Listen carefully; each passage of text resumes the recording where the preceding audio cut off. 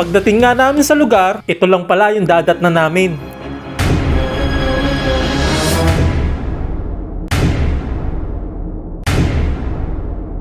May landslide daw, kaya sinarado muna yung kalsada at na-stranded kaming lahat. Pagkalipas nga ng 30 minuto, ay nandun na kami sa lugar na yun. Ngunit nagtataka kami, bakit walang buhangin dito? Kung gusto mong makapag-relax dahil sa gabundok na trabaho o kaya ay nalulunod ka na sa stress na kasing lawak ng dagat, siguro ay panahon na para mag-relax ka muna. Holiday naman ngayon kaya sinamantala namin ang pagkakataon para makapag-ride. Sana all! Ang lugar na naisip nga naming puntahan ay isa sa talagang dinarayo sa Aurora, ang Dingalan. Pero mag-i-enjoy nga ba kami? Madaling araw pa nga lang ay bumiyahe na kaming lahat. Ang pogi mo talaga, kuya, pag nakamask. Gamit ko nga pala ang aking Aerox version 2 matte black installment dahil hindi pa siya fully paid. Kahingal! At bago pa nga kami umalis ay may namit kaming vlogger. Sa wakas, artista na kami. Tropa natin. Taga saan sila, bossing? Taga ano boss? Anggat. Anggat, yan, bossing. What's up? Kita kita tayo sa Dingalan mamaya. Ride safe, ride safe. Thank you. Dahil sa tagal nga ng aming biyahe ay inabutan na kami ng liwanag. Ka muna, Parang naghihintay lang ng tricycle Tricycle! Okay ba tayo dyan? Peace yo! Pagkatapos nga ulit ng mahabang takbuhan ay pahinga muna ulit kami sa Gedli. Hanggang sa narating na nga namin ang Gabaldon. Nakaka-amaze talaga ang lugar na to. Dahil sa sobrang ganda nito ay parang painting lang yung mga bundok. Maya-maya pa ay narating na namin tong Dingalan. Sobrang dami nagpapapicture kaya nag-selfie na lang ako. Tapos sila na lang yung pinicturean ko. Yes! Meron din nga pala ditong mga souvenirs. May basket, may wallet, mga bracelet, at sari-saring pasalubong.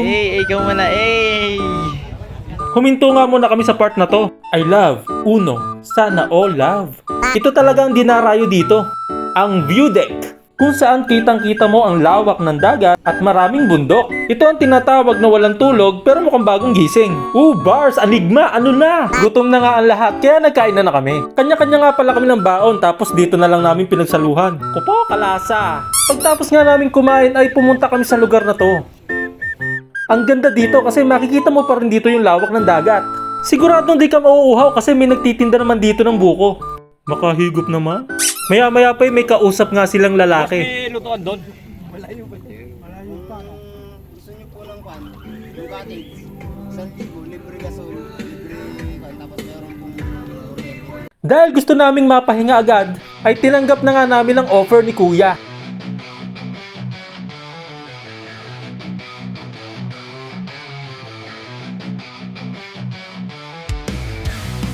Pagdating nga namin sa lugar, ito lang pala yung dadat na namin.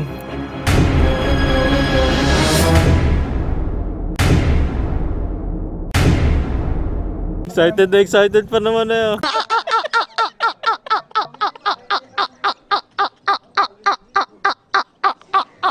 Saan kayo pupunta? Saan kayo pupunta? Dagat baka tapos sa ilig Ilan yung tapa rito Sa Dudami Kalabaw. Ang hinahanap natin ay yung beach, yung maganda yung buhangin. Mukha mo yung cottage na yan yung deluxe. Yan po yung cottage natin. Yung yung regular. Regular. May kawali. Kaya yung lola. May CR po. Ayun siya. Nakatayo mo yan, sir. Tapos yan. May shower. Ganda nung napuntahan namin beach.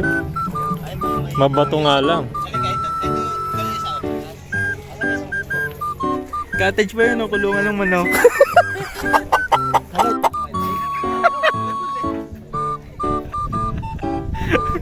Bossy!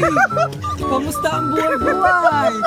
Kaya nag-decide na kami na maghanap na lang ng ibang resort. Props pa rin kay Kuya. Okay din naman kahit papano nakapamasyal kami. Namili muna kami ng pagkain dito sa palengke. Iba't ibang isda nga pala mabibili mo dito. May posit, may bangos, may pating. Joke lang po. At ang resort na aming napuntahan ay ang Captain Cesar Beach Resort. Ay, Captain! Pagpasok nga namin sa resort ay ito agad ang bumungad sa amin. Sa entrance pa lang ay malamig na ang hangin. Dito nga ay nagbayad na kami ng aming tutuluyan. 2 kubo nga pala yung kinuha namin. Pagkatapos nga namin magbayad ay pumasok na kami sa loob. Sa wakas ay mapapahinga na rin kami. Natuloy din. Maganda naman ang panahon dito pero parang uulan na rin. Marami nga pala kayong kubo na pwede ditong pagpilian. Meron ditong kitchen, may nakabukod din na restrooms, shower kapag magbabanlaw. Kapag meron kayong iihawin na isda, pwede rin mag-ihaw dito. Pwede nyo rin ihaw yung kasama nyo. Joke lang! At nag-ready na nga kami ng aming pananghalian. Budol fight nga pala ang aming gagawin. Budol? At kahit sa harap nga ng kainan ay hindi pa rin mawawala ang kulitan. Ano masasabi mo sa pagkain natin, James? Ano masasabi mo? Napakasarap. Ay, Tama na, masasabi mo sa ating pagkain niya? Pagkatapos nga namin kumain, ay naisip kong gayahin si Papa Dudut at ikwento ang nangyari sa amin kanina. At ang mga kasama ko naman ay tuwang-tuwa. Alam natin, magugustuhan natin ang lugar na yun kasi tayo lang naman ang naroon. Pagkalipas nga ng 30 minuto, ay nandun na kami sa lugar na yun. Ngunit nagtataka kami. Bakit walang buhangin dito? Diba ang naisip ko nung pagkakataon yun, akala ko tatawirin namin ang ilog. Bakit naisip ko, sa lalim ba naman ang ilog natin, lulusong namin ang motor namin. Papadudot, kinabahan na ako nung huminto na yung tricycle. Naisip ko, baka may kukunin lang si Kuya. Ang di namin alam, ay dito na pala ang destinasyon namin. Agad-agad ay bumaba ako at pinakusap ang may-ari. Kuya, dito na lang ba kami?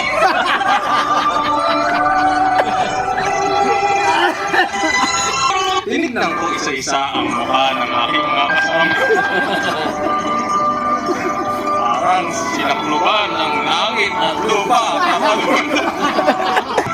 Kanya-kanyang reaksyon ang nangyari sa amin. Merong nalungkot. Pero naman pinagtatawa.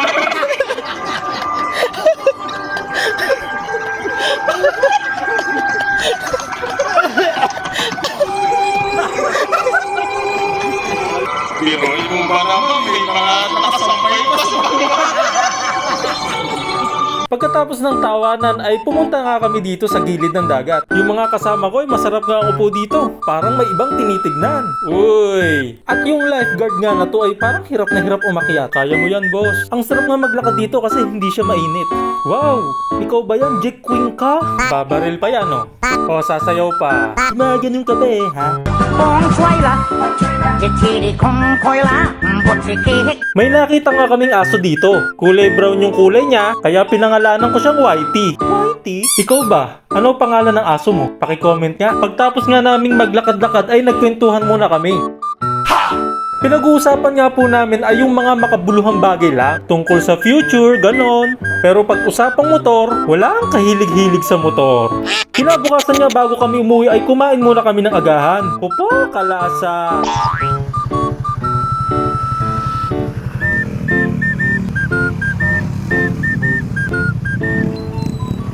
Hindi pa nga kami nakakalayo ay ganito na ang naabutan namin. May landslide daw, kaya sinarado muna yung kalsada at na-stranded kaming lahat. Salamat na lang sa Diyos at nakauwi kami ng ligtas.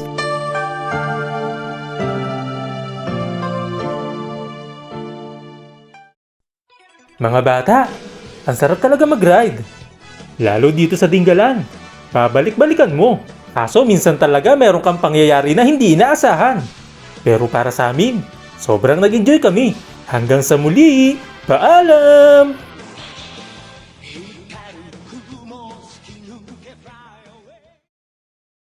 Boss?